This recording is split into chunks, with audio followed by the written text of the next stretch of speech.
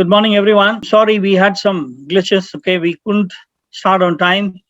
The presenter had some issues joining in, and even now, uh, we will have a strange situation where you will hear the speaker, but you will not be able to see him. It's a very sad situation, but still. Um, Colonel Varma, I request you to introduce yourself and then maybe share your screen and then go ahead with your presentation. Okay, thank you, Dr. Venkat. Really very disheartening to start on a note where we have already got late, but there are things beyond our control. So today we couldn't help it and we have got late today.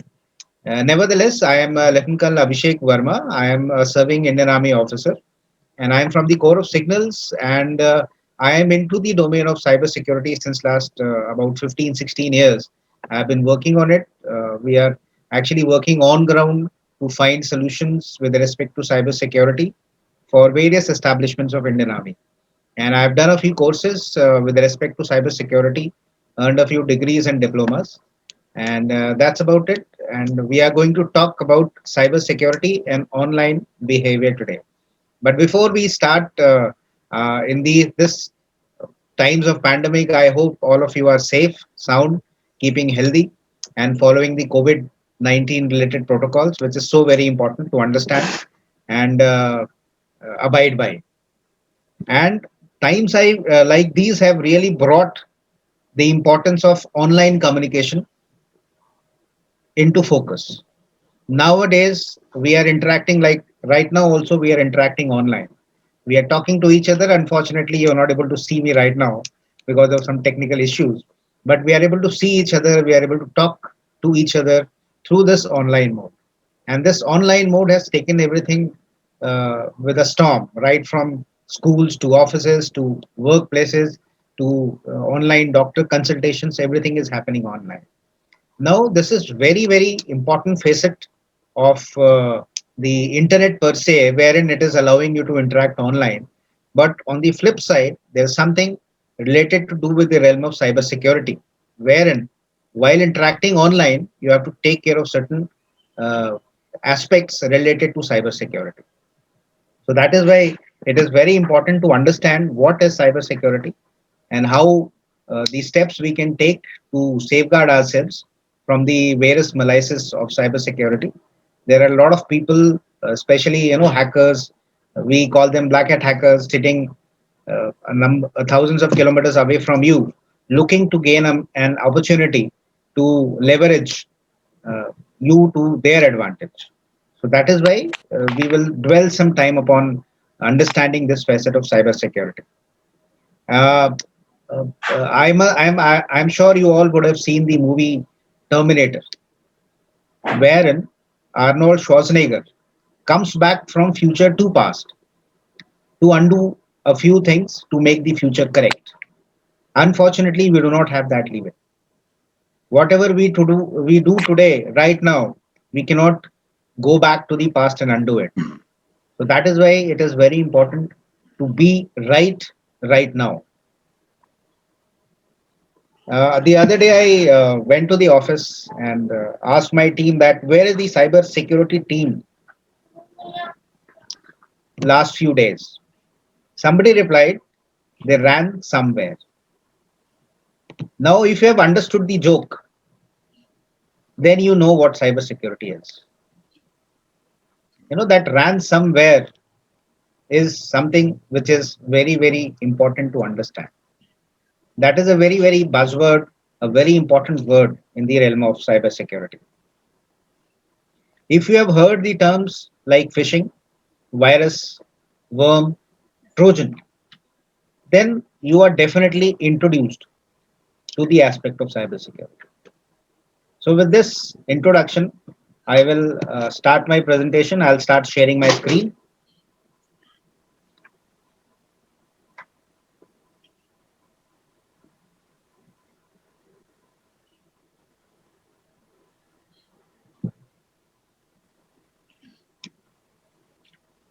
I hope you all can see the screen now. Yeah, yeah. Okay. Okay. So, with this, we come to the topic per se, which says cybersecurity and online behavior. Now, before we move ahead, just see this slide. which tells you what happens in 60 seconds on the internet. You all would be aware of most of the applications which are there on the foil in the display. You know, there is Facebook, there is WhatsApp, there is YouTube, there is Skype, there is Netflix, Twitter, Viber. There's so many applications I'm sure you all would be aware of. So take your mind to any one of the applications. For example, we take our mind to Facebook. It says more than 2,43,000 photos are uploaded in 60 seconds on Facebook. 70,000 hours of video content is watched. Now, why is this important? Again, you go back to WhatsApp, it says more than 29 million messages are processed, 1 million photos, 1,75,000 video messages shared on WhatsApp. So, what is this? For a layman, this is only data. But somebody for whom data is important, this database holds a lot of importance. What happens is in 1 second we generate humongous amount of data on internet, and people who are interested in finding out who you are, what do you do, and how you can be leveraged, for them this data is very important. I'm sure you would have heard of a term which is known as darknet. If you have not heard, you can, we can surely interact. At the end of the presentation we will have question and answer session. So there is something known as deep web, there is something known as dark web. So dark web is the place where all this data is sold for money, sold for actual money, wherein people gather this data, take it to dark web and sell it to their advantage. If you take your mind back to the news pieces, yesterday only there was a news piece which said that the database of Air India has been breached, and that gives access to so many thousands of data with respect to the persons who were logged into the Air India website or their application, their phone numbers, their name, their address, and whatever data you would have given at the time of joining in, everything has been breached. And now this data will be available for sale in the dark web. Now, why people will buy this data? You keep getting calls from a number of people. Sir, I am selling this. Sir, I'm having this particular scheme. So please take this scheme, invest in this scheme, or buy this product. So this is known as telemarketing. You would sometimes wonder from where they've got my telephone number. So this is one way they get your telephone number. There are other ways also, wherein you go to a petrol station to fill some petrol or diesel in your vehicle. Somebody comes to you with a form. Sir आप ये form भर दीजिए, आपको free holiday मिलेगा, आपको 3 nights 4 days का free holiday मिलेगा. So you get excited, you fill up that form, and then come back home. So that form, where does that form go? That form goes to this kind of a database, wherein people pay money to get your telephone number, to get your name, and to get your address so that they can contact you later on. So this is about 60 seconds which happen on internet every day. Now this slide is very, very important. This is a world map connected with red strings. So what are these red strings? These red strings are the submarine cables through which you get your internet connectivity. If you take your mind to the map of India, there are two junctions, one at Mumbai, other at Chennai. So this is slightly outdated map. The third one has also come up in Tripura. So what are these? These are internet nodes. So internet comes into India through these highways, through these nodes. The nodes, one each, are at Mumbai, Chennai, and Tripura. The why this slide is important to understand is that in case one cable gets snapped, then there will be no internet connectivity in that region till the time it gets repaired. So that is why it is important to understand that this is how we are connected. The submarine cables are the ones which are actually taking the load of the internet in today's world.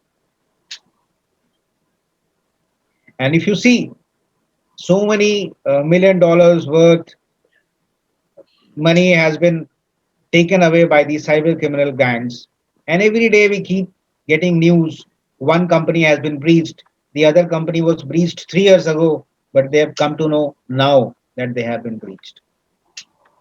If we have to under if we have to understand how to overcome these kind of activities, how these kind of setbacks to your company, to your individual life, then we have to take steps which are as per the cybersecurity policy. And this is one very, very interesting data which says 68% of funds lost as a result of cyber attack were declared unrecoverable. And many companies do not even declare that they have been breached. Why? Because their name is at stake. If Google says tomorrow that they have been breached 3 years ago, then we will be in shock and the market value of Google will definitely come down. So even if Google is breached, they do not tell it to the entire world because the reputation, the name is at stake. Now, take your mind to this photograph wherein Obama is there in one of the photographs, but you read the lines which are there. It says a filing cabinet, and next to it is a server. This server was broken down during 2016 presidential campaign. I hope you would be aware that there were a lot of hue and cry with respect to the 2016 presidential campaign being hacked by Russians. And how did it happen? Just see in the next example. The gentleman you see here in the photograph was the person responsible for running the campaign of Hillary Clinton. One day he gets a message on his email. Sorry, he gets a mail on his email ID, which reads something like that. Someone just used your password to try to sign into your Google account. Details so and so, so and so. So Google has stopped this sign in attempt. You should change your password immediately. So what this gentleman did was he immediately changed his password and then he forwarded this particular email to entire group who was working with him because he thought if my email has been subjugated, the others are also at risk. So everybody in their team changed their password. This was a phishing email which was sent to him, and the new password which was changed was available for the person sitting at the other end. So as a result, what happened was whatever communication they shared with each other, whatever plans they made for the debate, the presidential debate with Donald Trump, people knew beforehand as to what Hillary Clinton is going to speak. So that is why this particular case became the world topic, and it is still not clear as to till what depth the Russians had hacked. They were able to breach the 2016 presidential election campaign of the United States of America. Nowadays, there are so many things we get: smartphones, smart televisions. Now, smart cars have also come. Can I interrupt you for a moment? Yes, please, Doctor Can you Venkat. go back to that slide, earlier slide? Yes, Imagine we receive somebody, one of us receives something like this. yes. Now, what you would suggest is even if I want to change my email, I'll go into Gmail and then change it from there rather than change it from here. No, Click on see, this point button. is, yeah, point is, we will discuss it later on also, but I'll clarify here as well that the moment you go to the header to see who has sent you this mail, it Hmm. will not be from the Google team. Okay. It will be from a name which is similar to the Google team or a different name altogether, which most of us do not try to find out that who is the sender of this email. Hmm. Because the domain of Gmail is registered with Gmail. So Hmm. nobody else can use that particular domain. But I can use a domain which is very similar looking, similar sounding to Gmail. And I will send you a mail. This mail is an example of phishing mail. Yeah, but the temptation for most people, as you said, where does it come from? They may not check that. So the Yes, instinct for most of us will then simply click the button. correct. So the moment you click the button, you are at risk. Okay. This So go particular, into Google and change. That's what you would yeah, suggest. yeah, go sign into your Gmail account and then change your password if you have to change your password. Do not click any link. Okay. Like, in World War II, there was a very famous saying that loose lips sinks the ships. Hmm. Loose lips sink the ships. Hmm. In today's world, it is loose clicks Hmm. sink the ships. So before you click, please think for a moment as to what you are going to do. Do not click on any third party link. Go to the website of that particular service provider and then carry out your activities, whatever you want. Okay. Now, this is an important, I mean, very interesting information that the smart cars which are coming can be pretty stupid because they are part of Internet of Things and they collect data about you and your driving habits with cloud-based services. And with AI and machine learning, a machine can actually understand what are your driving habits, where do you keep your stuff, what exactly do you do in a day, and then it can be breached by some hacker, and that hacker can take advantage of the situation. Take your mind to Amazon website or Flipkart website. Today I want to see a Puma sport shoe I am interested in buying. So I search that particular Amazon website or the application for Puma sport shoes and somehow ended up not buying it. The next time you come to that Amazon application again, see that application will give you recommendations about Puma's sport shoes. A number of recommendations will be there for you with regard to Pima Sport. Why? Because this is a very, very simplistic example of artificial intelligence. Those applications, Amazon, Flipkart, everybody is learning and they are running artificial intelligence applications. So they understand the behavior of that customer and they offer those things to that customer in which he is interested. Now, this may look very trivial, may look very theoretical, but you must read what the slide says. It says the world has awakened to a new threat. China, Russia, and North Korea's test of a cyber weapon, Iran's cyber weapon ambitions, the renewed defense industry's emphasis on the use of computers as a weapon have all combined to accelerate the rate of development of what one can call the most destructive weapon on the planet. The proliferation of cyber weapons has exploded. An estimate suggests that over 70% of countries have at least a basic level cyber weapon. So, what is a cyber weapon? If you have heard of a virus, if you have heard of a worm, if you have heard of a Trojan, they are very, very simplistic examples of a cyber weapon. And these cyber weapons are not being used only by countries against each other.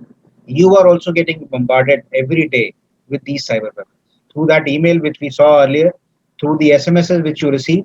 If if for example, you the SMS you receive, आप अकेला महसूस कर रहे हैं, आपको दोस्ती करनी है, तो आप इस लिंक पे क्लिक कीजिए. So lo and behold, if you click on that link, आपके स्मार्टफोन में कोई वायरस, कोई वर्म या कोई Trojan, it will get dropped, and then you will be snooped upon it. So with this, we have understood what are the uh, dangerous pitfalls of cyber security or of the cyberspace or when you are working online. Now just try to understand theoretically what is cyber security. So this is one of the definitions which says cyber security is the process of protecting data, electronic systems and networks against cyber attacks. Very simple. And it says 82% of employers report a shortage of professionals with the skills needed to protect against these threats. So that is very, very true. With the number of cyber uh, uh, security attacks which are happening nowadays, there is a scarcity of individuals who can actually respond to these cyber security attacks. So right now, because of the pandemic, the hiring of various domains is very, very low. But hiring with respect to IT professionals and cybersecurity professionals is really picking up because people like you and me are actually using internet more than ever before, and that is why these uh, specialists are needed to safeguard your data, to safeguard your network, and to safeguard your company. Another definition which says cybersecurity consists of technologies, processes, and controls designed to protect systems, networks, programs, devices, and data from cyber attacks. Now, you must be thinking why we are getting into the theory of cybersecurity. It is important in the context of understanding as to what are you actually protecting with respect to cybersecurity. What are you actually protecting? You are protecting yourself, you're protecting your data, you're protecting the data of your company, and as a whole, you are protecting the network of your company and your country. So that is why it starts from the smallest player, and that is us. We are the ones who are using these machines. We are the ones who want to leverage the machines and the internet connectivity. So we are the ones who have to take care as to the cyber security starts from us. Now these are certain do's and don'ts with respect to cyber security. You see, these are the do's and the don'ts. Use complex passwords. Password is something which is very, very personal, and password is something which actually leads to a lot of cybersecurity pitfalls. Why? Because I keep a password which is very, very simple. It is only letters. It is my daughter's name. It is my wife's name without any special characters and numerals.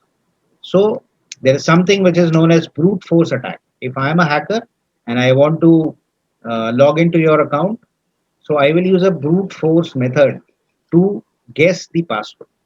I have been targeting you. I have been snooping after you. So I know what is the name of your wife. I know what is the name of your dog. I know what is the name of your daughter. And if I am not very careful, I use very, very simplistic passwords. They become very easy to guess. And then you are hacked. Once you are hacked, then your personal information is for there for others to use. Then something which is known as ransomware comes into play. And what happens is, for example, a person like me, I will feel that why should anybody target me? I'm a very, very small fry. I'm just a small employee in one of the companies working for a lot of money. Why should somebody target me? So there is a term which is known as botnets, which comes into play. What are botnets? My computer is compromised. The hacker does not want anything from me, but the hacker has taken control of my computer. Tomorrow, if he wants to launch an attack, he can use my computer to launch an attack without me coming to know about it. So my computer has become a robot. In simplistic terms, it is known as botnets. So many hackers do that. You are targeted for various reasons, for financial reasons, for reasons pertaining to cyber warfare. So cyber warfare is wherein your computer is utilized at a later time frame to launch an attack without you coming to know about it. Then use multi-factor authentication. I hope for your Gmail accounts and for your other accounts, you are using at least a two-factor authentication. I hope you are aware that there is something known as two-factor authentication. Whenever I try to log into my Gmail account, so after putting my password, the Gmail server will send an notification to one of my selected devices. In this case, it can be my mobile phone. And the Gmail notification will ask me, are you trying to log in? Since I am the one who was trying to log in, then I will click yes, and then only it will give me the access to my Gmail account. So this is known as two-factor authentication. In case you are not using it, I will urge you to explore and start using the two-factor authentication system because it is very, very safe, and your Gmail hacking or your email hacking becomes even more difficult. Phishing, we have seen the example of 2016 presidential election email. So that is an example of a phishing email. Review each site you visit. I have got my account in ICICIbank.com. So I visit the website ICICIbank.com. But the moment I click ICICI, it will suggest me a site. I click on that site and then start working on it. No, please do not do that. First, see whatever you have typed is correct or not. Go type as per the actual address of the ICICIbank.com. On the web address, you must see a green lock on the left hand side of the address. That green lock indicates that this particular website is genuine.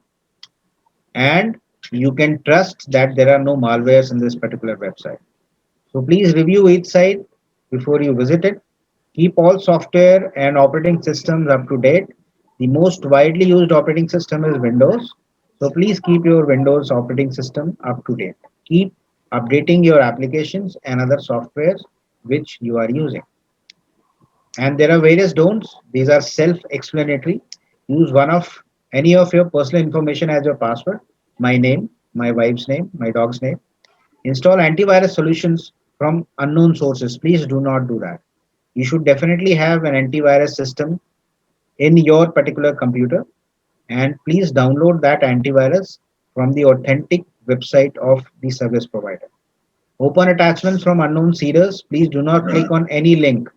Please do not, you have won lottery worth 1 crore rupees. You will get an SMS or you'll get an email, and then it will ask you to click on a link to go to that particular website. Please do not click. Please do not do that.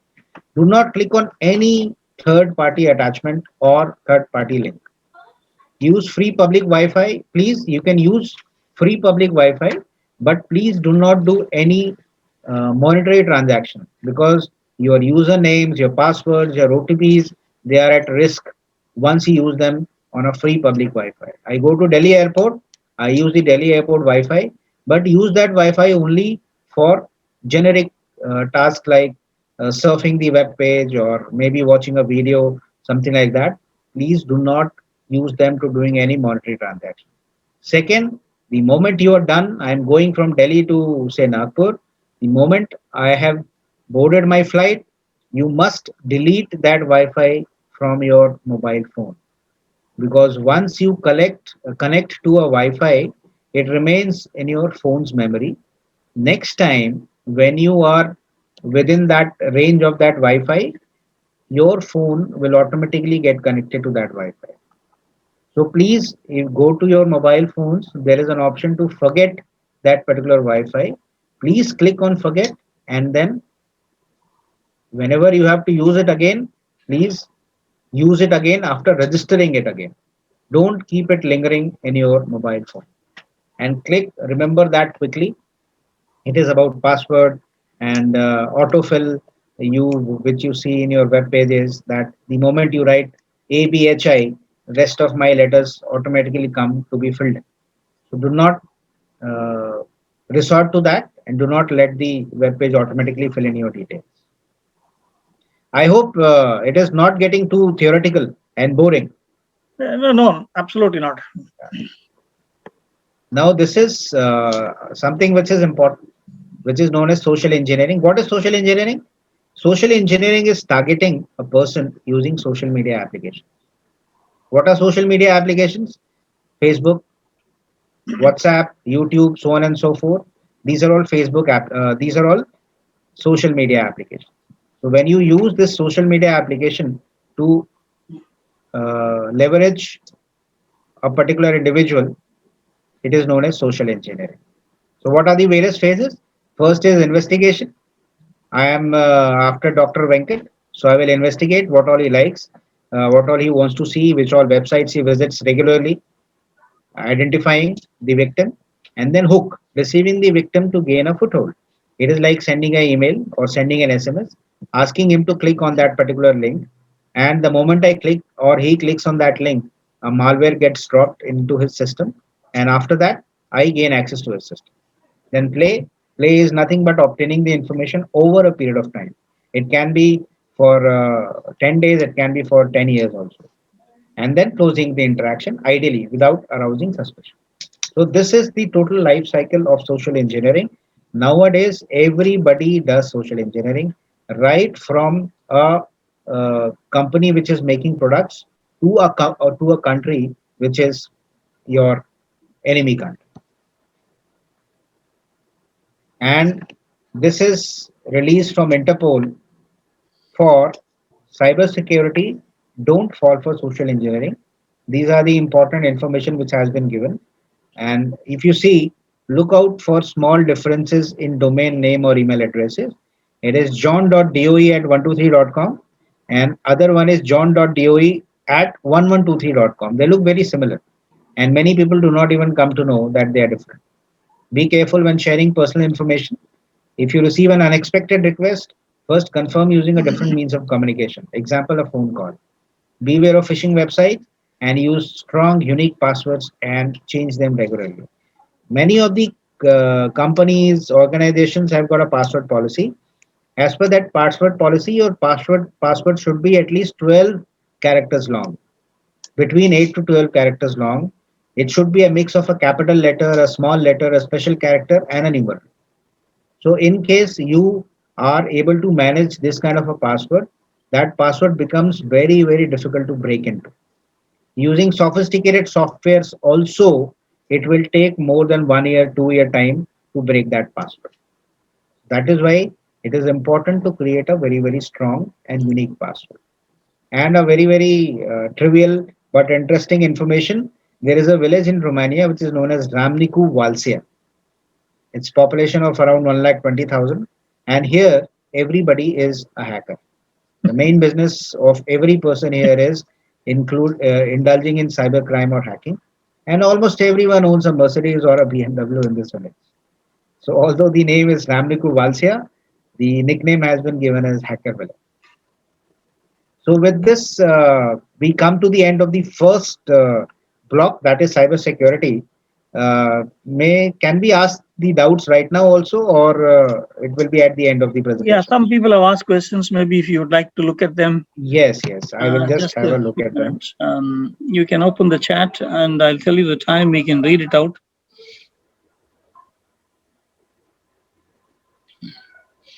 Okay, 11:37. Divya said, that's what I was wondering. I was searching for a particular thing at one app. After that, I start seeing ads of the same thing in other apps also. Yes, that's Yeah. what he was talking about. Then Urvi Verma, I didn't get this point actually. You are forever laid tab on once you get online. I didn't quite get the Sorry, can you say again? You are forever? laid tab on once you get online. May I answer this, Dr. Venkatraman? Yeah, I don't know. What It's a I question. Yeah, or answer or whatever.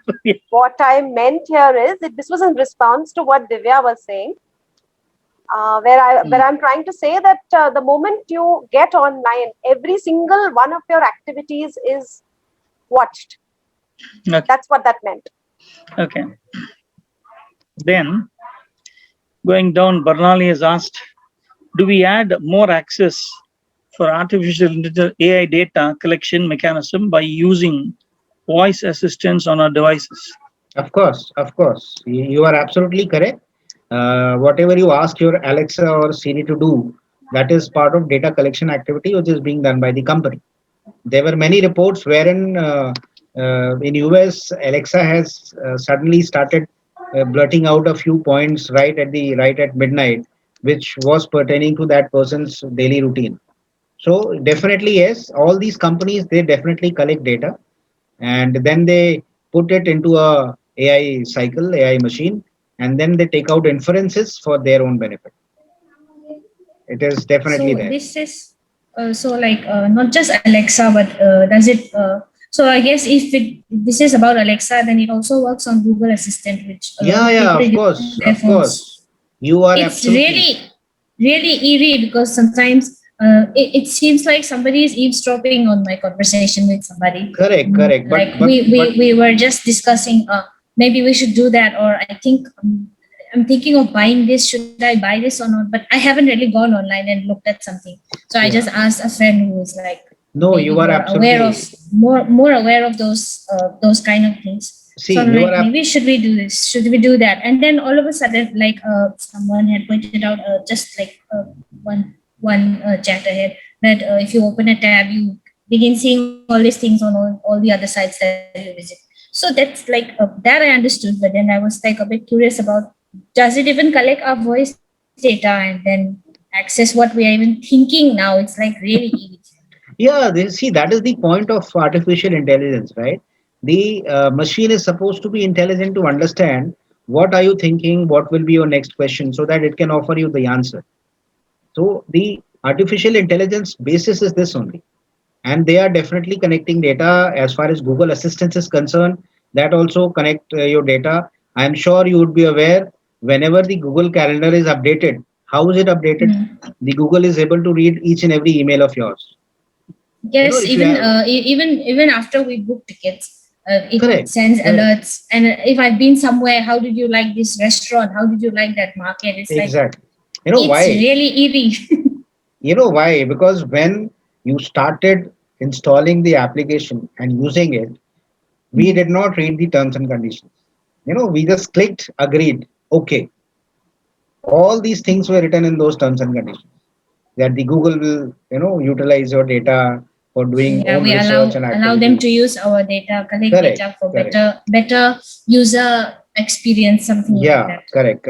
See, point is definitely there is a better user experience, but on the other side, on the flip side, they definitely collect a lot of your personal data. For example, my GPS is not on. Today I am at Delhi, tomorrow I'll go to Mumbai. But Google knows that I am at Yes, Mumbai, and it will start offering you news, it will start offering you offers from the local place, that is Mumbai. exactly. How do they understand? They understand by the IP address through which your mobile phone or the computer is connected to the internet. So they are So very, very smart. how can we safeguard ourselves, or how do we wean off this? Now this has become very convenient. Like they know our habits. Sometimes we are lazy to look for things, and it keeps popping up suggestions and are very useful, and we get hooked to that kind of. We like using easy options for everything.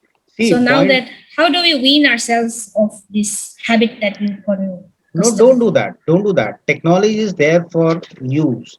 Technology is there for our own convenience. The only important point which we have to understand is we should not share sensitive information online, because there is it is true. It is said that the moment something is online once, it never gets deleted from the web. It is always there, present in some form or the other. So the important point to understand and focus on to is not to share any data which is sensitive, which you would not want others to know. For your routine activities, you can use, and you have to be sure that you are using all these security settings in your computer, you are using all these security settings in your mobile, which we will discuss further on in this presentation also, how to make your mobile phone secure. So once you apply those settings, once you take care that whatever is available to you, you are using to safeguard your data, then the risk definitely reduces a lot. And the moment you are not sharing anything sensitive, then you are not at risk. Of course, whatever you have shared will get shared with others also, but the impact will not be that much. Sir, I have a question. Thank you. Sir, Yes, should please. in the in the Gmail accounts and the Yahoo accounts, sir, should we use our personal date of birth, and because all these are collected by the search engine? Don't use. In fact, Facebook and the other social media applications, it is advisable just to give your name, because if I know you and I'm searching for you, the moment your photograph appears, I would know that this is you, Okay. and then I can get in touch with you telephonically also. I can wish you on your birthday telephonically. Nowadays we have got WhatsApp, we have got so many other ways in which we can actually greet each other. So give the bare minimum information whenever you are opening an account on any of the social media applications or any of these email providers account. Okay. Yes. We have about 12 messages. Do you want to take them now, or how many slides you have? You want to? Yeah, we'll take around 2 3 of them, and then we'll go ahead. Okay. Then next is Jyoti has asked, can passwords be cracked only by a human guessing it, or are there digital ways of cracking the password? No, no, there are digital ways. There are machines which are supposed to do only this particular aspect. There are softwares. They are known as password cracking softwares. They have been made to guess the password.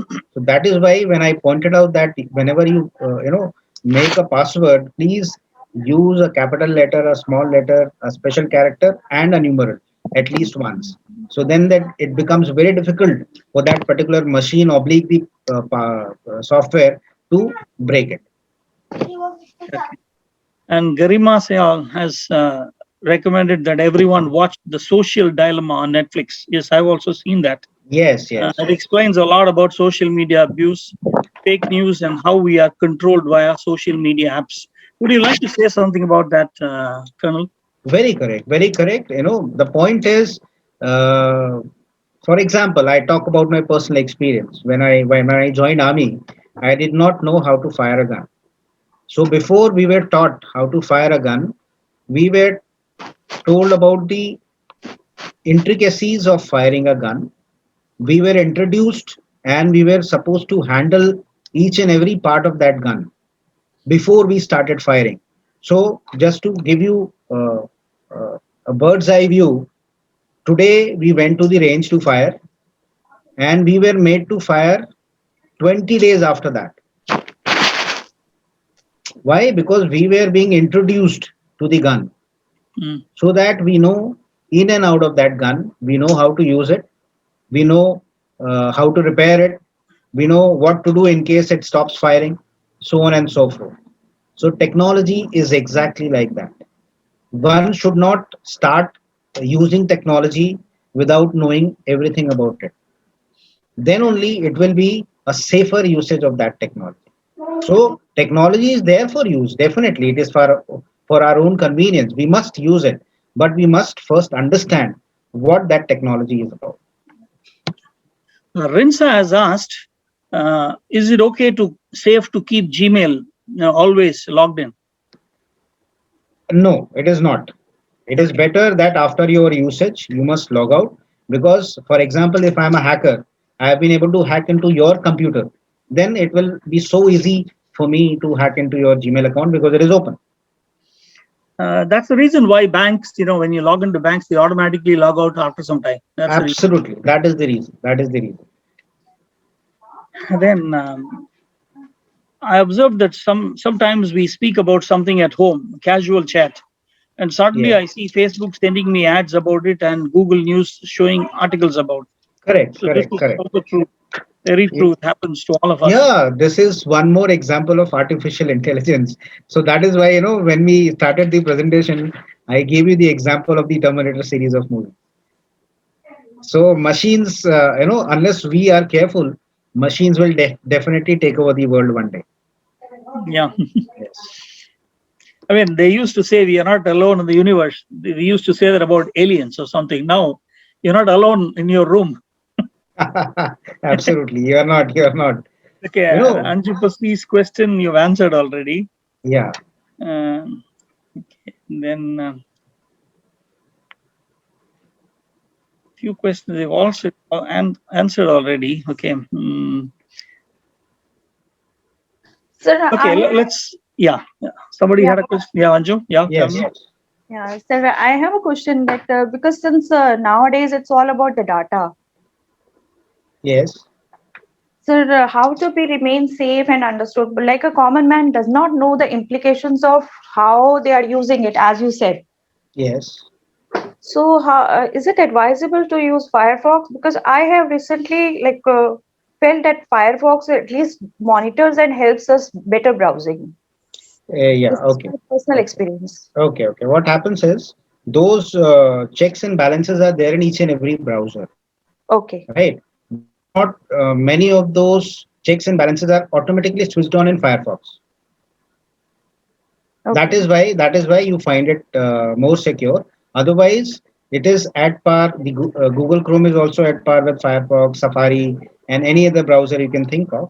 They also have got those checks and balances. You have to go to the settings and switch on oblique off the various settings as per your requirement.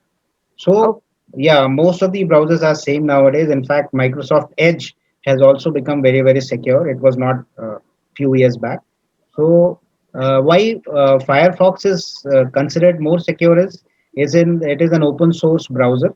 So people keep researching, people keep tinkering with the code, and they keep coming up with new solutions. So that is why, in case you are using a Linux platform, then you must definitely use a Firefox to get a very good user experience. Sir, open sources are so much of use, but I feel after after going through a lot of studies about open sources, I don't know why people still prefer all these proprietary softwares. See, the point is, it has got nothing to do with the capabilities of the software. It has something to do with the marketing. Right. Yeah, big corporates at play, they market their products in such a manner that we see, just to answer your question, do you know which is the largest circulated daily in India? Sorry. Which is the largest circulated newspaper in India, daily in India? So no, I don't have a knowledge, but I guess it's Times of India. Yeah, correct. See, why? Because Times of India markets itself very well. Times of India has got a very minuscule circulation when compared with the largest circulated daily, which is Dainik Bhaskar, which is in local language, and it is circulated the most in India. But Dainik Bhaskar does not advertise it so much. Mhm. We sitting here at home, we feel that Times of India is the newspaper which everybody reads, which is not the fact. It's just an analogy I've drawn between your question and this. That is Yeah, how you can understand. that I've understood. But personally, I feel that people are also not aware of the open sources. And as I was just saying it, even the NTPL is using the open sources for. Yes, definitely, And definitely. And there are very good softwares. There are yes, very good applications, open source, which are available. I personally have been using Linux since last so many years. So they are definitely very good, at par with any other application or software. what I feel that this is the beauty of the open sources, so that it can help all this attacks, cyber attacks at the bay. Yeah, but the point is, in case you are using an open source software, then Yeah, you have to constantly keep updating it, and you must know how to basically use the commands, use the true, settings. Then you will be fully secure. true. Okay, Thank okay. you. And So can we move ahead? yeah, we'll come back to the questions later on. Okay, okay. Yeah, coming to social media. What is social media? What do we understand by social media? So, any example of a social media application? Facebook, WhatsApp, Twitter, Instagram. These are all social media applications or software. And what is happening? You are using social media for anything to everything. There is a man who offers iPhone 7, 5-star dinner, Audi ride for Valentine's Day date on Facebook, and he receives over 2,000 applications. And you are using social media to market your products. You are using social media to get in touch with your old friends and pals. You are using social media to learn about the recent news of your area or of your country. So social media is omnipresent. All of us are using any one of these social media applications, and with it comes the pitfalls of social media security, that social media can be used against you as well. There is in China, if you see, there is a cell phone lane which has been created specially because when you're reading your cell phone, you cannot look up. So that is why this lane has been created. People can keep looking at their mobile phones and then keep walking. Now, this is something which is very important to understand. There is something which is known as social media, and on the other hand, we have something social which is known as social networking. So there are social media applications and there are social networking sites. Just to give you a picture, social media is the superset and social networking sites are the subset. Social media is the form of electronic communication through which users create online communities to share information, ideas, personal messages, and other content. So, is YouTube a social networking site? May not be. It is a social media application. Why? Because I upload my videos. Those videos can be seen by anybody on the earth, and it is up to them whether they want to comment, they do not want to comment, so on and so forth. But a social networking site or an application is something through which I get in touch with people one to one. So Facebook is a social networking site. It is the creation and maintenance of personal and business relationships, especially online. What is WhatsApp a social networking site? Okay, we will answer this question at the end when we take on the question and answer session. So, social networking sites, there are more than 150 social networking sites, more than 200 crores of people who are using it. And top websites in India are Facebook, Twitter, Instagram, LinkedIn, so on and so forth. They keep, changing their places. But Facebook has been number one since last many years. Why social networking is very very it is omnipresent. This gives you an idea. This is the total population of India. The figure is around 2 years old, and 1 out of 120 is a tablet user, 1 out of 10 is a mobile user, and 1 out of every 13 is a social media user in India. Hmm. And these are the Indian internet scenario. We are this is, it says total internet users. Year on year growth in population is this, and year on year growth in number of internet users is 14%, Hmm. which is increasing every day. And then we are number one as far as usage of WhatsApp is concerned. Truecaller. What is a Truecaller application? Are you aware?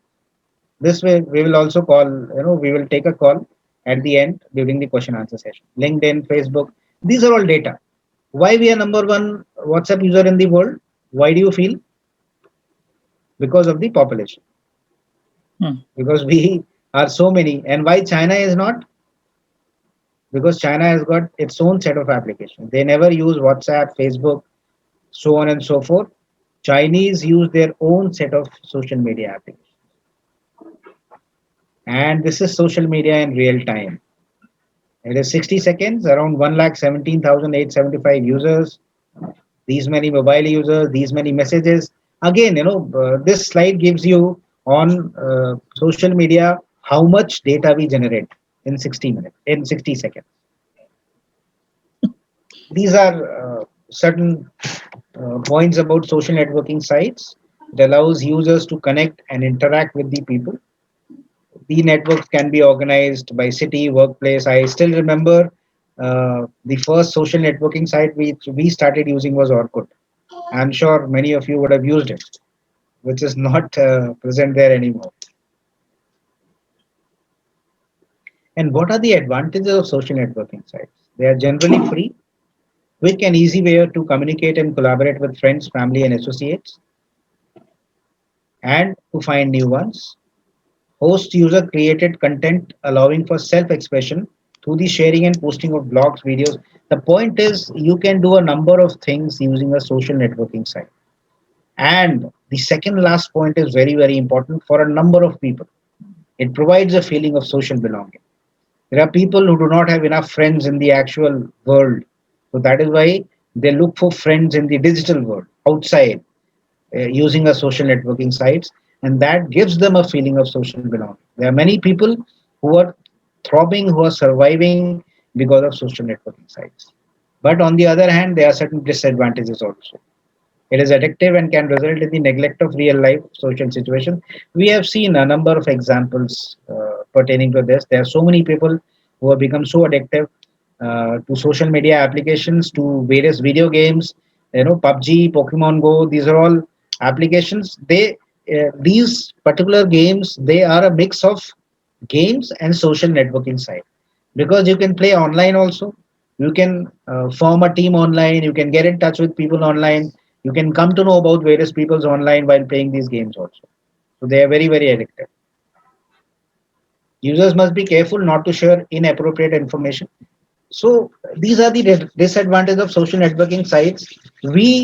Why should we all be concerned with it? Because we every day use these social networking sites. On an average in India, a person uses his mobile phone for about 5 hours in a day. 2 years back, this particular figure was 3 hours in a day. Within a span of 2 years, the total average has increased by 2 more hours. So we spend at least 5 hours in a day on our mobile phones. This was pre-COVID. Post-COVID, it has definitely increased a lot because we are doing so many things on our mobile phones and computers. And just to give you an example, this is an intruder's Facebook profile. Suman Rao, it says, you see the photograph of this girl. He's supposed to be around 22 years old girl, and she has a Facebook account. I am giving this example to you from, it is a live example.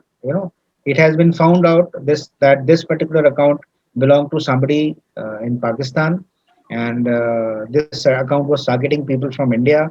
They are befriending and creating a lot of chaos. And when a face search was run on this particular Suman Rao's face, it did not throw up any match. What does it tell you? It tells you that this face was created by artificial intelligence. This particular human being is not there at any part of the world. This face was created using artificial intelligence. And this you should be aware of. This I have put only on Facebook because Facebook is a largely used application. We must be aware how to, do our settings, who all can see our post, who all cannot see our post. Once you finish this particular presentation, you must go to your Facebook accounts and then do privacy setting and tools. For example, who all can see my posts? It should be only my friends who should be able to see my posts. Why? Because my friend's friend should not be able to find out what exactly I am posting. Otherwise, the chain will continue. My friend's friend, his friend, so on and so forth. So your posts, whatever you are posting on Facebook, should be visible only to your friends and no one else. So you must go and do these settings. It looks something like this. I have brought the screenshot only to make you aware that there is something known as Facebook settings, privacy settings. You must go and do that. And this privacy setting is available in every application. It is not only about Facebook. Whatever social networking site you are using, they give you the privacy settings. So please go and use your discretion and then do those settings all right. Okay, these are the social media guidelines which we should follow. Three rules of engagement: protect, take extra care to protect both Intel and yourself, use common sense, and disclose only that information which is required. And your presence in social media must be transparent. You should not disguise your identity on social media. Now, the guidelines are in the form of a pledge. We, in the field of cybersecurity, we take this pledge to make sure that we are not faltering as far as our conduct on social media and social networking sites is concerned. It's see, few important ones. I will never respond to strangers online. I will block unwanted communication. I will avoid sending my pictures to a stranger. I will ask permission before posting photos of others. That is very, very important. So these are the social media guidelines we must all adhere to. Next, we are going to see a very, very short clip as to what should we do with respect to social media behavior, online behavior.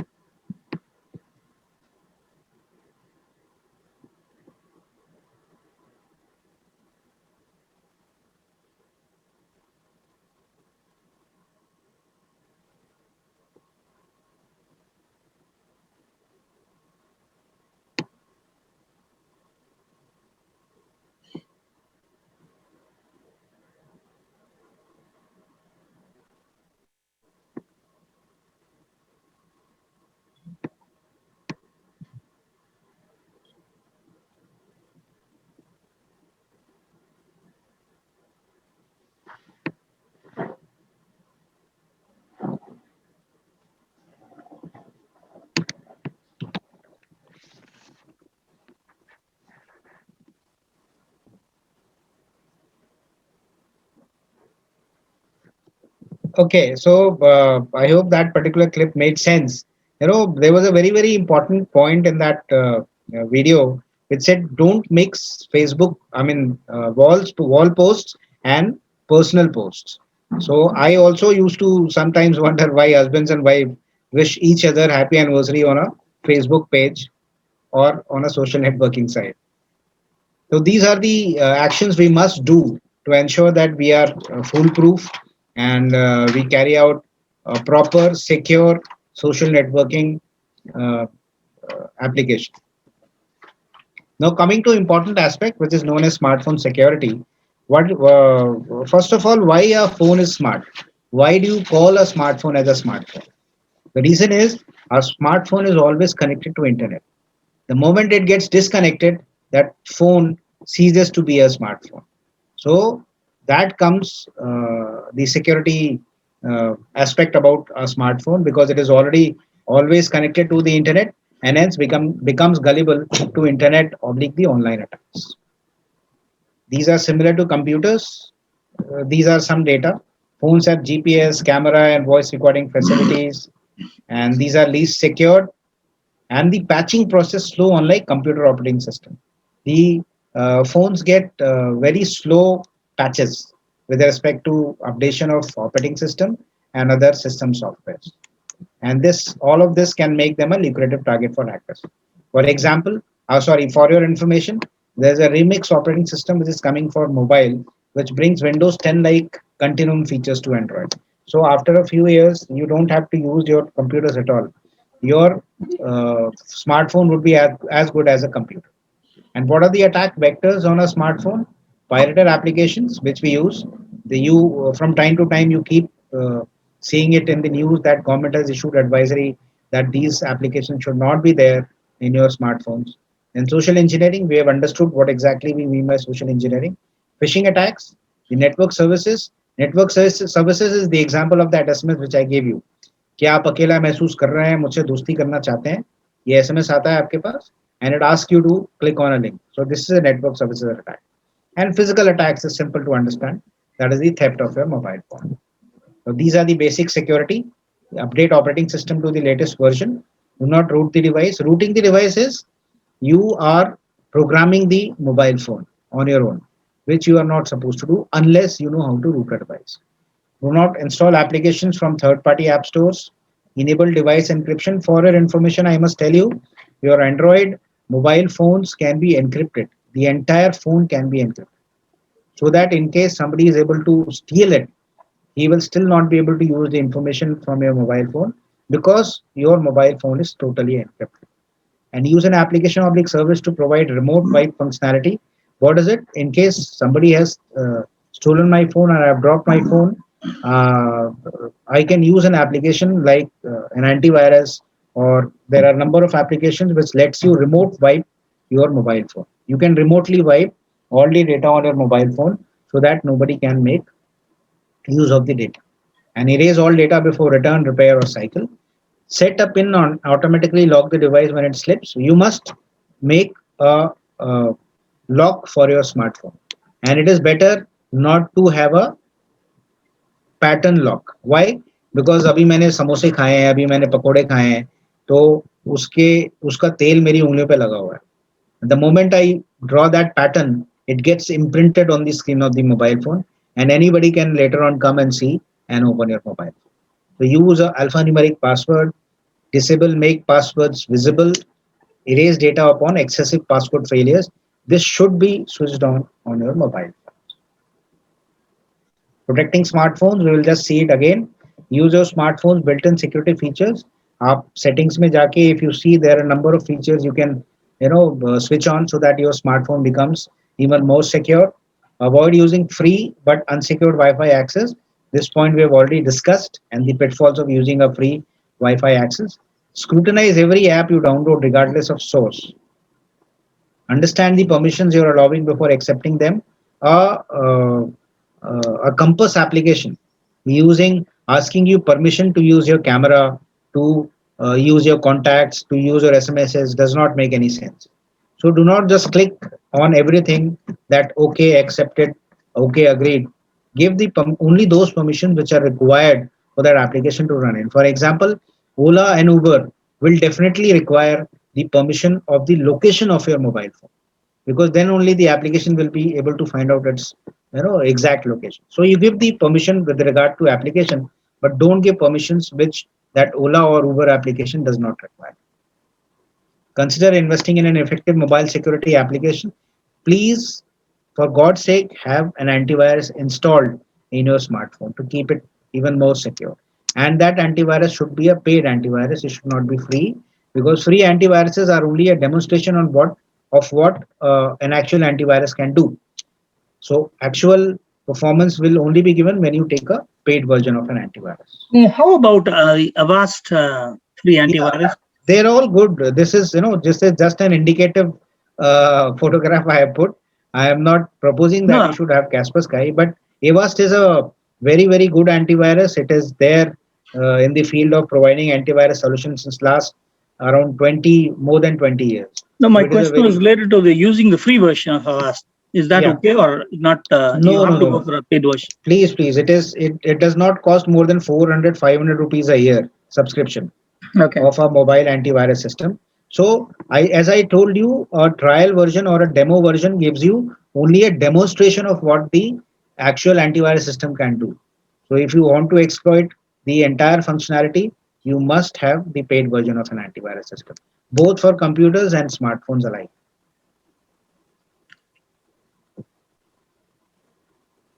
So this is again catch up of whatever we have discussed. And when choosing a mobile phone, consider its security features. Don't just buy the mobile phone because it is a very good, it has got a very good camera, so on and so forth. But nowadays, most of the mobile phones give you all the security features which are supposed to be there in a mobile. This we have already discussed. Okay, so with this we finish the second block. We can take on the questions for this block now. One question that was there even earlier. Yes. Vinita Puneet has asked a question about Yes. WhatsApp rolled out a private privacy policy update active on Yes. May 15th. Yes. Many people I know have left WhatsApp saying that it isn't safe anymore. Yes. Some are out of chatting apps, while some have opted for Signal and Telegram, Yes. saying they are safe. I Yes. personally feel once we register on WhatsApp, our info is out there already. As long as we maintain basic chat and nothing sensitive or confidential, can we just stay on? Or am I missing something? No, you are absolutely correct. You are absolutely correct. Somebody brought out the data which Google is collecting from you every day. You mean to say Google is safer than WhatsApp? No, it's not that. It's just that WhatsApp, just to avoid any future complications, have brought about this particular agreement right now itself, so that tomorrow somebody should not say that WhatsApp is collecting this data and that data. Otherwise, believe you me, each and every application is collecting data from you. Signal and Telegram. Signal, yes, Signal does not collect a lot of data, but it is all the applications are almost the same. So you're not missing anything. And as you brought out, if you continue using WhatsApp for a basic chat functionality, there is nothing wrong in it. It is absolutely fine. Well, pretty recently, the government, I think yesterday it came on the thing that the government has sent a notice to WhatsApp or something on this. Yes, the government has sent a notice for it to remove that particular agreement. But I don't know what should we make out of it. If the government insists a lot, definitely WhatsApp will remove it, but it will still keep collecting your data. It will not stop collection of your data. For an average user, it doesn't mean much of a change. That's what you're saying, as long as you use it sensibly. Yes, use it sensibly. And as I brought out, almost all the applications are same. You know who owns WhatsApp? Facebook. Yeah, and there is one more application which is Instagram. So Zuckerberg is owner of all three applications. What he wants to do with this is, the moment you say yes, I am okay with it, your WhatsApp data may be shared with Facebook database as well. Yeah, that is the only change which he may do. Otherwise, even if you say yes, even if you say no, WhatsApp has been collecting your data like other applications, and it will keep collecting your data. basic data. And then Neeraj has asked a question: how do we ensure that our personal websites, hosted blogs are secure for visitors as well as us for ourselves, especially if we offer account creation or if we sell product services on our websites? Yes, the first thing to do is first register your website. It should have a domain, proper registered website. The moment a website is registered with a domain name, SSL certificate is given to that website. SSL is, in technical terms, it is known as secure socket layer. So once you get that particular certificate, so that means your website is free of malwares and any other viruses. So whenever you are hosting a particular web page, ensure that it has got a registered DNS and secure socket layer certificate. And with respect to your blogs and all, you can't do much about them because blogs are allowed to be hosted without the registration on domain name. You are not buying a domain, you are not using any domain, you are using just a blog. So that is why you can't do much about those blog pages. And must ensure that there should not be any unsolicited links present in your blog page. That is all you can ensure. So standard security protocols, nothing. Yes, standard security protocols. Okay, next, should we or should we not use social sign-in option for creating accounts on third-party websites, apps like news aggregators, etc.? The point is, the moment these applications, the third-party application, they have got a setup with the social media application. The moment there is a setup, then only that particular option will crop up that you can log into this particular website or an application using your social networking site credentials as well.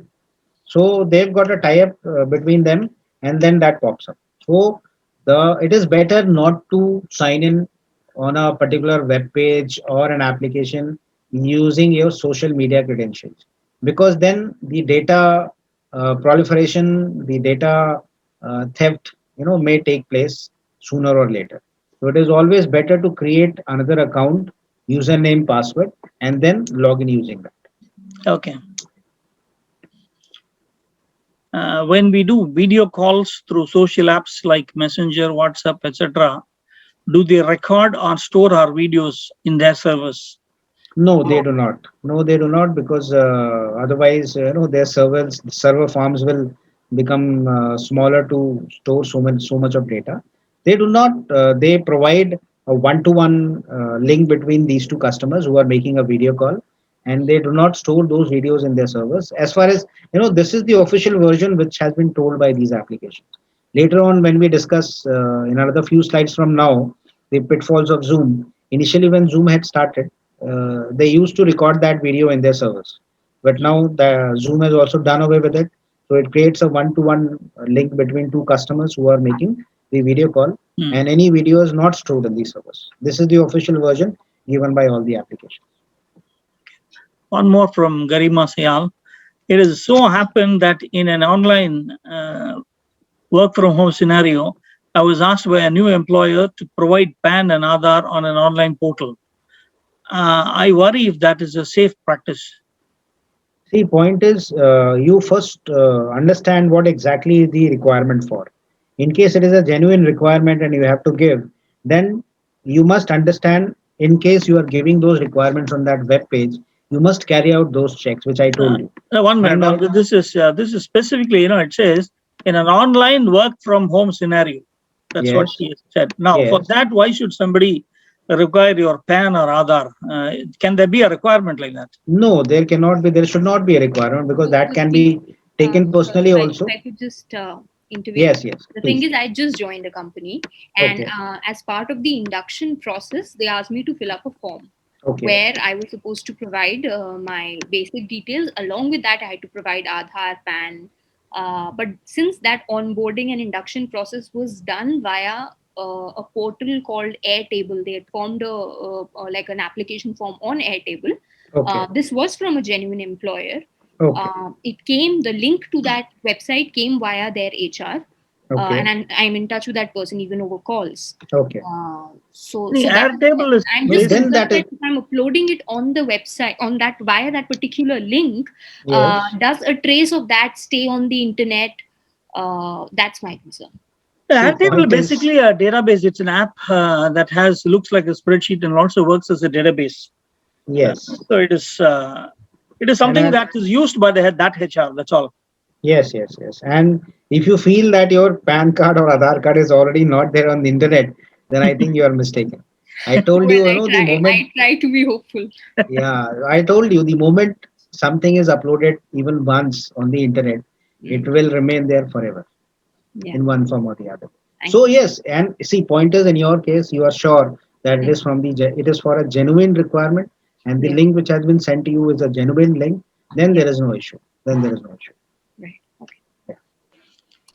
I think you can continue. Okay. Uh, So with this, we come to the last block, which is about the video conferencing softwares. I was told to cover specifically the pitfalls and the points which are pertaining to specifically Zoom.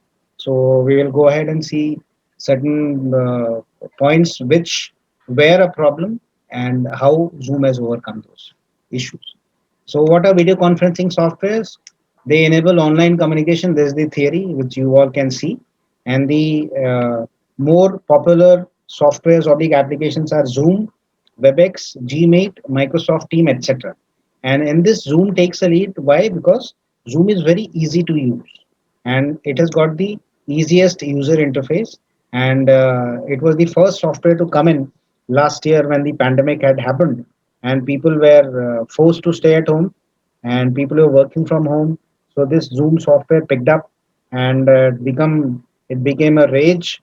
And then, as it happens every time, that technology which has come for genuine beneficial use, it creates a pitfall also with respect to security scenarios.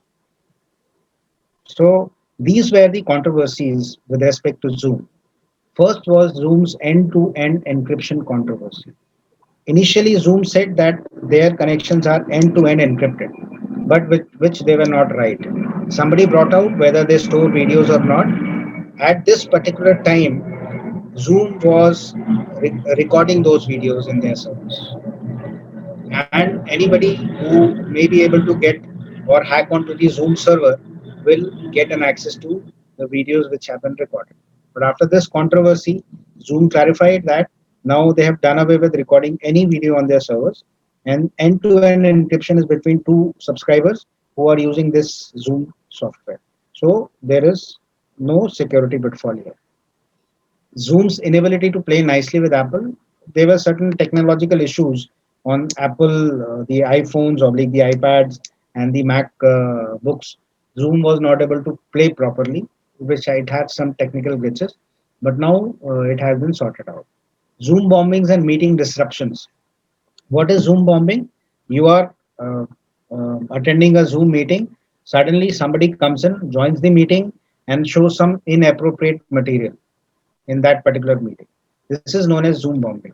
So now it has been circumvented by different settings in Zoom. Like for example, initially last year, only a link used to be given, and using that link you used to, or you could join the Zoom meeting. But now there is a link, then there is a link meeting ID, then there is a passphrase which you are supposed to give in, password which you are supposed to give in. Then the control remains in the hand of the administrator or the host who's carrying out or who's conducting that particular meeting. He has got the control whether he wants to let you in or not let you in. So these issues have been sorted out. Zoom's vulnerability to cross-site request forgery attacks. This is some technical term. It says cross-site request forgery. It is related to the Zoom credentials available to any other web page. So Zoom has given the proof that it is not existing there anymore. Then Zoom data handling issues and privacy concerns. Initially, last year, every data of yours, including the video, was recorded in the server. But Zoom has clarified now that it is not the case anymore now. Then Zoom's chat box security issue. Initially, the chat boxes were on for every participant. Anybody could write anything. Anybody could send anything, any kind of file, maybe a video file, maybe an audio file, or a PDF document, so on and so forth. But now the control is in the hands of the host now. Host can actually decide whether other participants can share anything on the chat box or not, first thing. Second thing, if they are able to share it, what all formats they can share. So the control is in the hands of the host now. Then Zoom's vulnerability to the brute force attacks. The Zoom server was supposed to be vulnerable to a brute force attack. Anybody or a hacker could be able to get access to the Zoom server using a brute force attack, which Zoom has demonstrated that it is not the case, and it is not so easy to get into the Zoom server. And Zoom's weak anti-tampering mechanisms, which all have been taken care of by giving control to the host for a number of issues. Then Zoom's Windows security issues. It was said that the Zoom application uh, outruns a number of window applications. It overpass them, and that is why it makes the Windows operating system slightly vulnerable. So Zoom has demonstrated in one of the events that it is not so, and people have agreed to it. And Zoom has connections to China, so this particular aspect is very debatable because Zoom actually has a lot of funding from China, and it still continues to have a lot of funding from China. So these were the issues which were deliberated upon when Zoom had initially come, and created a lot of furore, a lot of meetings were Zoom bombed, and it had a lot of security pitfalls. So to overcome everything, you see how to secure meetings in your Zoom security settings. Now, in Zoom you can enable the waiting room feature,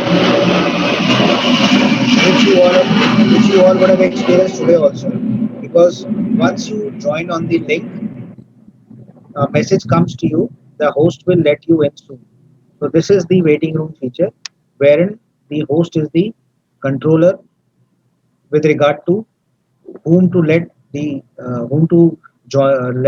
join the meeting or not. Then require a passcode or link to join. Like today also there was a passcode or a passphrase which you are supposed to put in for joining the particular meeting. Then enable the lock meeting setting. For example, I know there are 10 participants for my Zoom meeting today. The moment all 10 comes in, I will lock the meeting so that nobody can join that meeting from anywhere.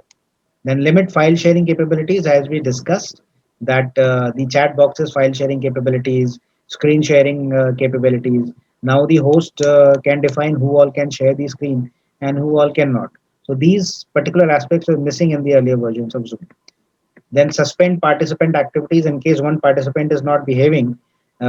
Previously, the Zoom meeting was supposed to be ended and everybody was supposed to join the meeting again. But now the situation has changed. In case a participant is not behaving, so his activities can be suspended. The Zoom meeting can be paused for that duration, and then it can again carry on with the rest of the participants. Limit screen sharing, as we have already discussed, and enable two-factor authentication. The two-factor authentication we talked about when we talked about the Gmail account previously now holds true for Zoom meetings also. You can enable these settings in the Zoom software as well. So anybody who is a regular host and who keeps conducting Zoom meetings must go to the settings and understand what all security features are available, and then switch on oblique off those settings as per their requirement. So with this, I finish the presentation today, and I will be happy to take on any other questions which you may have. Thank you, Colonel Abhishek Verma. 2 points here, Subhash Panikar, Yes. head of HR company Newgen, has clarified that PAN card and number is required for TDS from salary, and Aadhaar card number is required for linking EPF portal updation. Correct. Okay, and then one other question from Vinita Puneet. This query is regarding app downloads. Yes. You mentioned about giving restricted permissions depending on what the app absolutely needs for functioning, and no Right. other arbitrary permissions. What if the app asks for permission for something it doesn't need and refuses to work properly? Where should we deny? Okay. Do we then not use such apps given the possible risks? If so, then how do we search for an app that does a similar job yet doesn't ask for random permissions? Okay, okay. So first, answer to your first question is yes. You should stop using that application if the application is misbehaving and it is not working before you give all the permission which are required. Now, right now, the uh, more generally used operating system is Android with respect to smartphones. So Android 8 and before, this particular aspect was not in your hands. Like before Android 8, either you give permission to whatever that application is asking, or you do not run that application was the scenario. But now Android 9 onwards, you can select the permission which you want to give that particular application for running on your smartphone. And there are, say, for example, 10 permissions. So you can tick only 3 which are required, and rest 7 you may not give. More often than not, around 90% of applications will still run. Those 10% of applications which do not run, you are supposed to get rid of those applications. And in case you want to search for a similar application, you can search for those similar applications in Google Play Store, and you will definitely get another application which works on a similar fashion without asking you permission, which are unwarranted or unwanted. I mean, like, for example, you mentioned, Google, when you join it, it's all certain things are already there in their terms, right? Yes, yes. So something like that, do apps have certain permissions automatically turned on without us knowing anything about it? Is this possible? No, not really. Because the moment you are, first of all, you are supposed to download applications only from Google Play Store, oblique the iOS Store, Okay. not from anywhere else. And whenever these applications are downloaded, then these applications, since you are downloaded from the Play Store, it is authentic, and it will give you a list of permissions which it is asking. I mean, there will be nothing hidden. They will tell you what all permission they are asking for. Hmm. Okay. Any other questions from So participants? I should we think use should the online location be like on all the time? See, point is, I told you it doesn't matter anymore. Oh. Even if you're online, first of all, in your smartphone, your GPS should be off Okay. when you are not using it. Because apart from giving your location, it is eating away a lot of battery of yours. Okay. Yeah, as far as computer is concerned or a laptop is concerned, it is not a matter of great concern because Google now understands your location from the IP address you are using. Okay. So it does if not, the phone, it is not dependent only on your location. It uses the location by the IP address sets which you are using. So there is no issue. Smartphone, yes, smartphone you must keep it off when you are not using it. no, Location. if the smartphone is connected to the Wi-Fi at home and it is Yes. permanently on, it's wrong. Is that what you're saying? No. I'm just saying that in case your computer's location is on, that is not an issue. No, the That is not a smartphone. problem. Smartphone is connected Yeah. to the Wi-Fi. Okay, Yes, yes, and it's permanently there on. Is it wrong? yes. Yeah, why should you keep your location on the smartphone? Because apart from Google, there are a number of other applications. Nowadays, at one person has at least 75 to 100 applications in the smartphone, and most of those applications want to use the location. So all those applications will have an access to your location, which is not required, which is not warranted also. They'll keep sending you notifications, eating away your battery. You are unnecessarily sending your location profile to the applications which do not need your locations. So it is always better to keep the location off whenever you are not using the GPS of your smartphone. And second thing is I it mean, I eats have away a a lot very of your basic battery question. also. 1 minute, 1 minute. See, you're talking about location. I mean, is location on when you use the Wi-Fi? I mean, you'll have to clarify for me. No, it is not. It is not. The Yeah. So location do we control you switch have in off? your smartphone. No, do we switch off the Wi-Fi when you're not using the phone at all? No, you don't have to. You don't have. See, point is you are either using a Wi-Fi when you are at home or using the mobile network's data connection. Now I Right? use Wi-Fi all the time. Only when I Yeah. Correct. So you can keep your Wi-Fi on always, but do not keep the location on always. You okay. switch off the location. Hmm. You only switch on whenever you want to use it. That's it. Okay. Yeah, Colonel, I have a further question on the location Yes. point. You mentioned that we should keep the location off when we are Yes. not using it. But Yes. the fitness bands that we carry on our wrist throughout the day, they don't work properly if we keep the location off. So, what is the solution for that? Is there any way out? See, in case you need to use a particular application which requires your location, then you cannot switch it off. Then there is no other way, because you want to use that application requires your location to be on, then it has to be on. Yeah, for example, Fitbit, MI Band, all these. They ask for the keeping the location on at all times so that they can transmit our data to the app. Yeah, that is what. But they do not need your location always, and you at your own discretion you can use, because if you are at home, then there is no requirement of them transferring the location from your Fitbit to the mobile phone application, right? So use your discretion and then only use the location one. Okay, got Uh, it. And yes, Vinita told the same thing about Arogya Setu, the COVID app. They also ask to keep the location on at all times. Yes. Yeah, because Yeah. COVID app requires not only location, it requires Bluetooth also to be on. Whenever you I have open a the COVID, question yeah.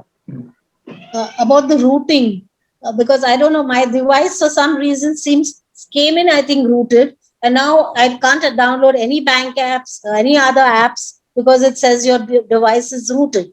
So how does one unroot a device, and what exactly is rooting? And See, routing Urvi, is, yes. yeah, Urvi, I said, could you please elaborate on do not root device and what is rooting and do we need to unroot? Yes. I'll just tell you. Routing is nothing but routing is again programming your mobile phone. It should be done only by people who are expert at programming that particular mobile phone. And people who do not know how to program will only make the mobile phone useless. So what happens is there is a programmer mode in your mobile phone. If I know how to program an Android operating system, so I will be able to root the device. Now, routing gives you a control over the operating system which is existing on your mobile phone. For example, I'm using a Samsung mobile phone which is not letting me update from Android 9 to Android 11. But I am a developer, I'm a programmer. I know how to root a mobile phone. So, what I will do is I will root, or I will go inside the program code of the smartphone, and I will tinker with the codes and update the mobile phone from Android 9 to Android 11. But there is a certain amount of risk associated with it. It may so happen that if I am able to root, or if I am able to update the phone to Android 11, the phone does not function well. So in that case, I should know how to roll back to Android 9, fully understanding that this telephone or this smartphone is not able to work on Android 11. So I should be able to roll back to Android 9. So routing is done by programmers of Android OS. Anybody cannot do routing. Many a times it has happened that after you try to root a mobile phone, it becomes a brick. What is a brick? Brick means it dies down. It does not switch on and it does not work. So please do not attempt routing. But as far as ma'am's question is concerned, she said she's getting a message that the mobile phone has rooted. So that means The phone rooted. No, she specifically says, 60 and it came rooted, I think. you got the phone rooted, you said. Yeah, I think it came in rooted because I've never done anything to root it. But I have a ma'am. OnePlus 60 and I think it came in rooted. No, ma'am. It will never come as rooted, in the sense whenever you buy a phone, it comes to you the way the company has made it. Routing is done by individuals who tinker with the code of the smartphone and try to use it as per their own convenience. They want to, for example, there are many applications which your smartphone may not allow you to download. but I am a programmer. I want to use that application. So then I root the smartphone and then overpower the permissions of the smartphones and download that application. So you must get your phone checked because it cannot be rooted if you have specifically not got it rooted. I haven't done it unless somebody else tinkered with my phone. But can it be unrooted? Yes, yes, ma'am. It can be unrooted. There is no issue. You have to So find you a have to take person. it to a professional to do that? Yes, yes, yes, yes, yes, yes, ma'am. Okay. Yeah, because it doesn't allow me to download any bank apps, nothing right now. Yes, It yes. just So says that your then phone is rooted. you'll have to get it checked, ma'am. Okay, thank you. Okay, one question from Neeraj. An option for the fitness band question.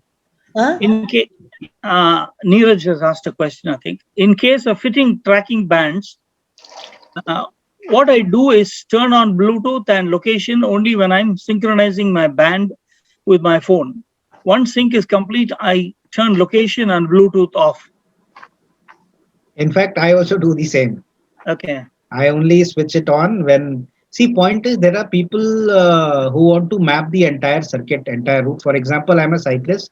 I cycle say 10 kilometers per day, and I want to share that particular route I have taken with my friends. That time you'll have to keep your location on. Otherwise, as he said, I also do the same. I am not interested in sharing whatever I have done today with my friends. Then that location need not be on always, and Bluetooth need not be on always. Mhm.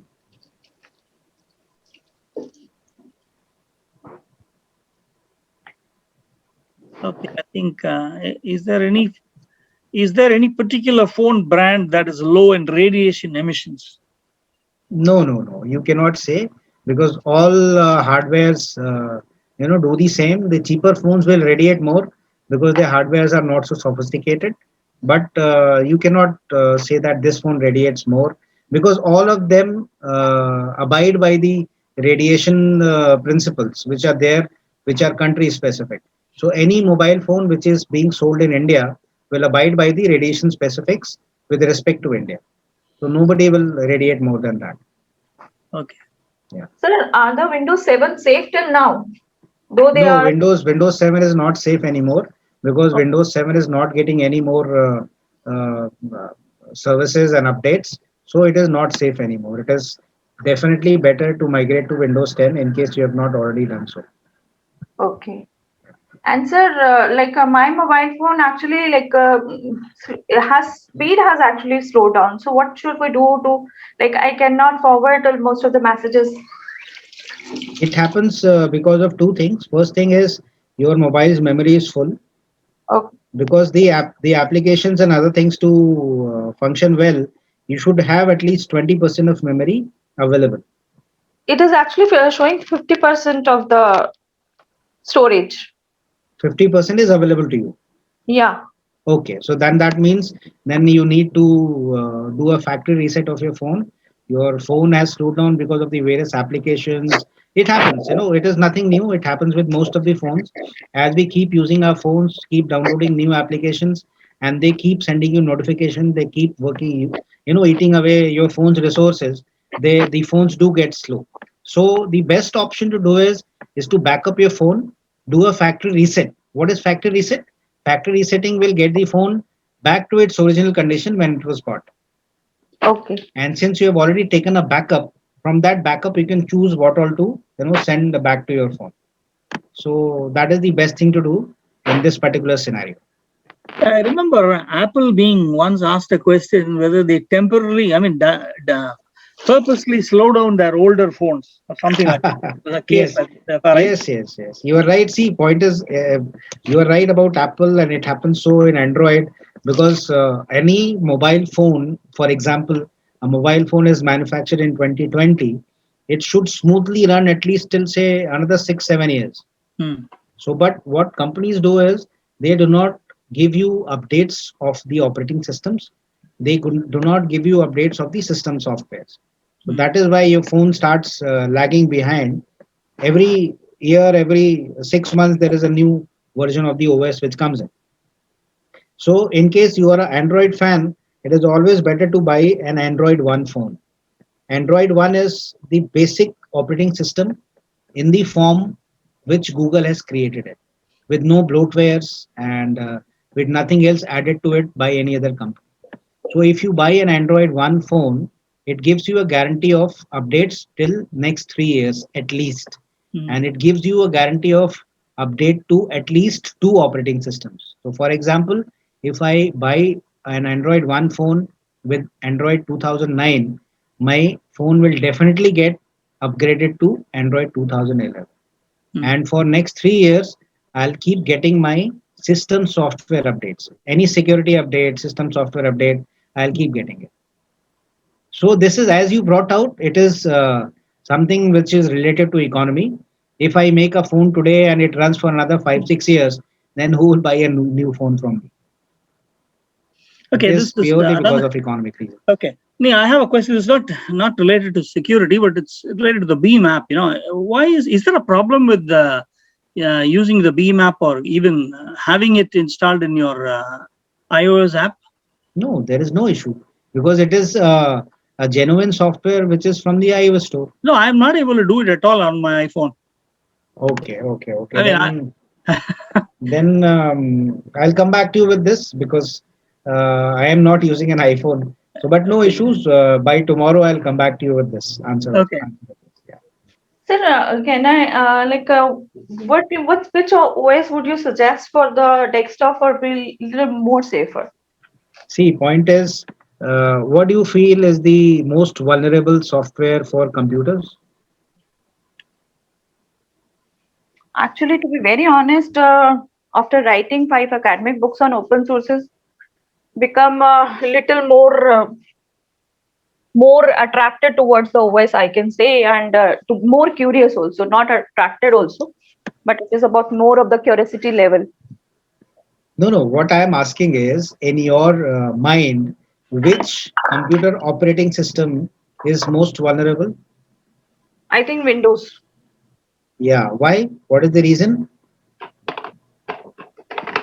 Because sir, when the it's first used by most people. Yes. The answer lies here that more than around 80% of the world uses Microsoft Windows as their computer OS. So, to answer your question, the more vulnerable smartphone operating system is Android because almost 80% of the world uses Android OS. So, if I am a hacker, I would definitely want to target people using Windows and Android because I get a very big footprint to operate upon. So right now, to answer a question again, in smartphones, iOS is definitely more secure because it is lesser as number, and the ecosystem of Apple is better with respect to updating the software. So that is why iOS is more secure. Sir, in the case of laptops, which OS would you suggest? I think in case you are comfortable with open source, you must use Linux. Okay. Or otherwise, Windows is fine. Windows keeps coming up with the latest updates of Windows 10. So Windows is also okay. And again, when you compare, the Mac is definitely more secure than Windows. Again, for the reasons we have already discussed. Right. Yes. Thank you so much for enlightening, Colonel. Yeah. Welcome. Any other questions? Anyone? Yeah. I just had one question. Yes. Can you stop the sharing? Maybe we can see everyone. Yes, I'll just.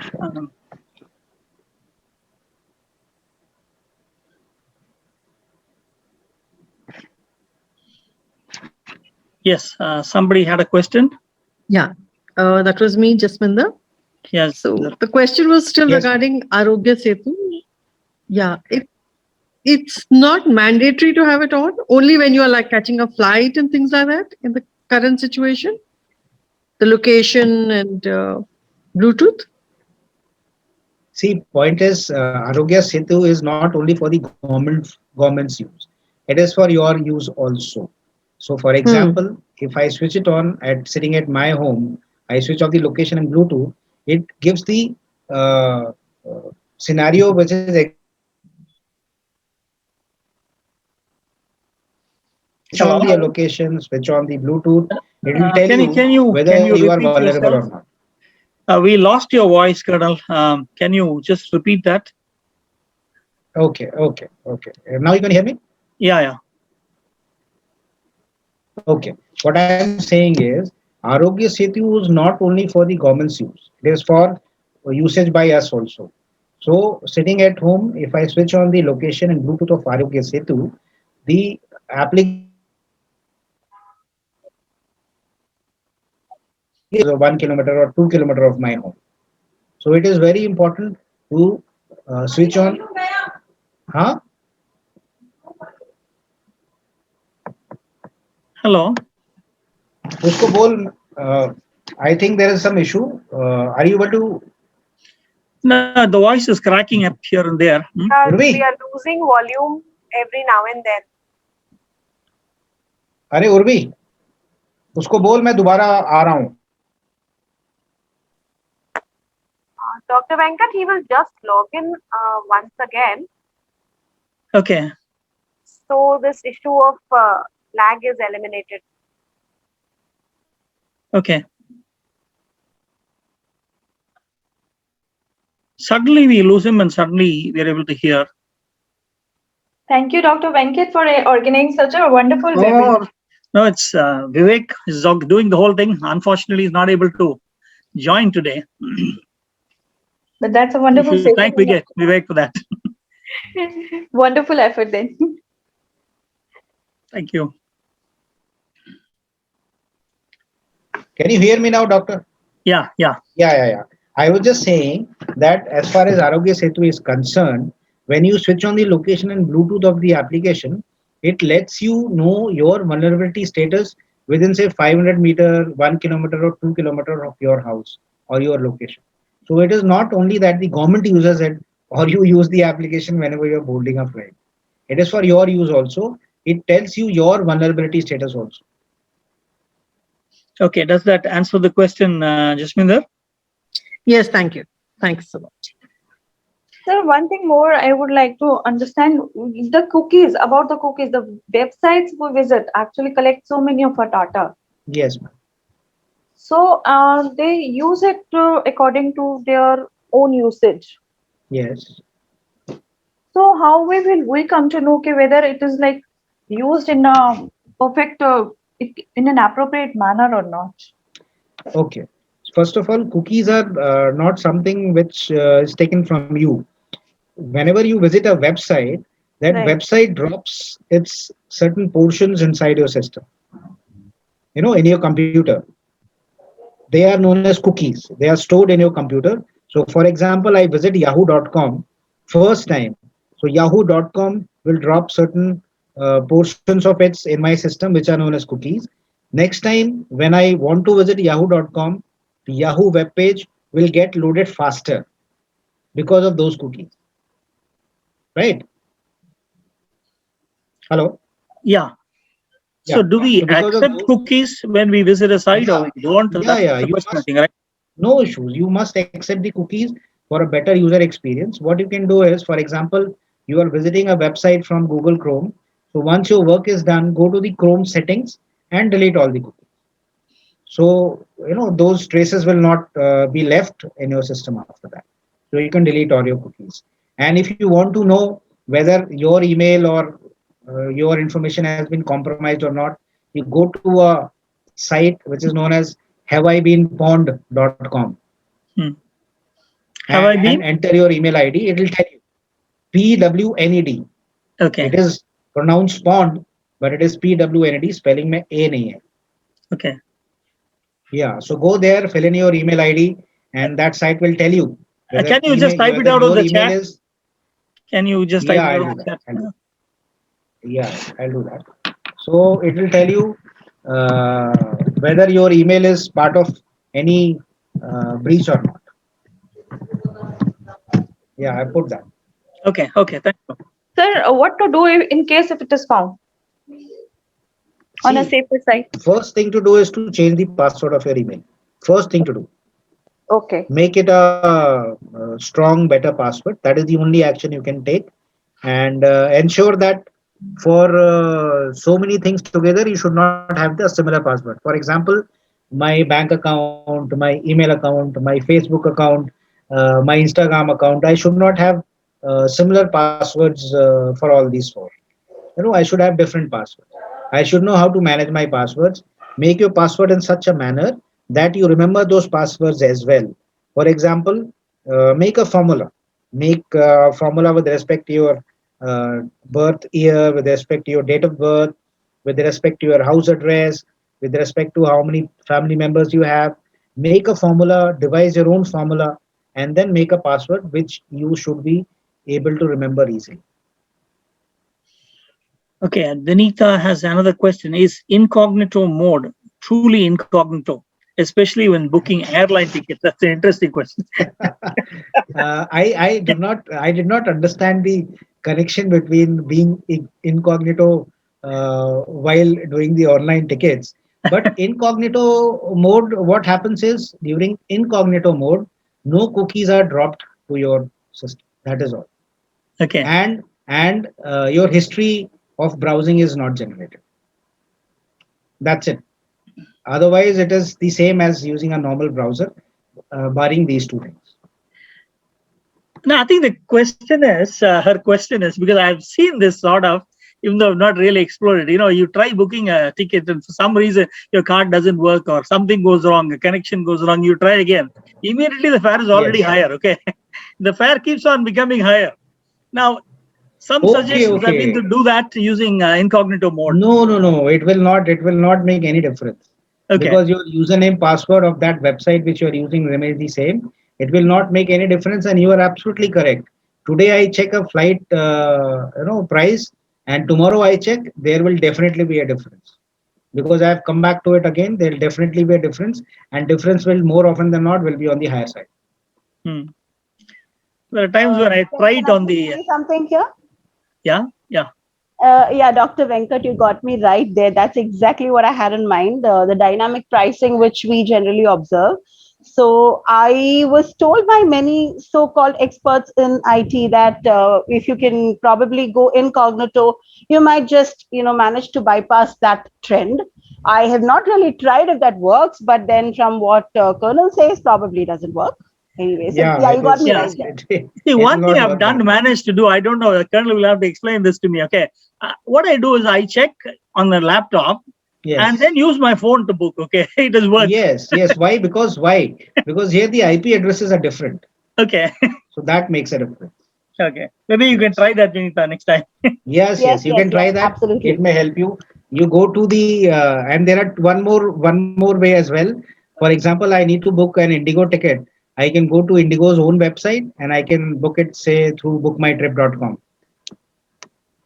You may have different prices for both these. Yeah. Yes, that's correct. Yes. So, any other questions from anybody? I think we had a very, very informative session, Colonel. Thank you very, very much. It was really very, very enlightening. Thank you so much for listening. And could you please share the PDF so that we can at least start doing the basic of our securities? Yeah, this will. Yes, definitely. I've already shared it. And I think this will come on YouTube, if I remember right. I'm sure we all have to replay many times for listening and hearing you again and again. Actually, I'm quite surprised we've had such low participation for this kind of a webinar. Exactly. I also had that doubt. It was very strange, actually. I mentioned that to Vivek. I wonder if it is because of the delay. Because of the? Delay. No. Even the registration numbers were low. I was actually very surprised. So often we get more than 50. It is a requirement of today, and we all are doing the businesses digitally. Yeah. And we need to embarrass the change that. Yeah, what I have done is I have left my mobile number on the chat window. Okay. So anybody wants to get in touch, you're welcome to do that. Yeah. Thank you. Thank you, Colonel. Thank you, Verma, for helping us out at the beginning. I was a little lost at the beginning. Thank you, everyone. Thank you. Bye-bye. Actually, Dr. Venkat, if I may take a 30-second extra, I am the one who should be saying all the thanks. With a teacher like that, there's so much I learned only today. And it is all thanks to Vivek and ICF and you all. that interest was shown in this topic. So I could learn so much more. Oh, thank you. Thank you so Immense much. gratitude Goodbye. Kanna Verma and ICF as well as Venkat sir and Vivek sir. Thank you. Thank you, all of you. Bye-bye.